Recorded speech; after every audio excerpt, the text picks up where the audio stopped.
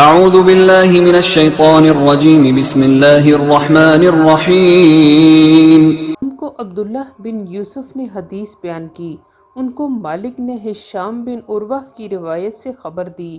انہوں نے اپنے والد سے نقل کی، انہوں نے ام المومنین عائشہ صدیقہ رضی اللہ تعالی عنہا سے نقل کی۔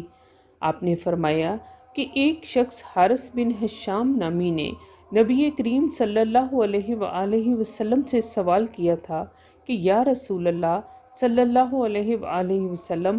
آپ صلی اللہ علیہ وآلہ وسلم پر وحی کیسے نازل ہوتی ہے؟ آپ صلی اللہ علیہ وآلہ وسلم نے فرمایا کہ وحی نازل ہوتے وقت کبھی مجھ کو گھنٹی کی سی آواز محسوس ہوتی ہے اور وحی کی یہ کیفیت مجھ پر بہت چاک گزرتی ہے۔ جب یہ کیفیت ختم ہوتی ہے تو میرے دل و دماغ پر اس فرشتے کے ذریعے نازل شدہ وحی محفوظ ہو جاتی ہے، اور کسی وقت ایسا ہوتا ہے کہ فرشتہ بشکل انسان میرے پاس آتا ہے اور مجھ سے کلام کرتا ہے، بس میں اس کا کہا ہوا یاد رکھ لیتا ہوں۔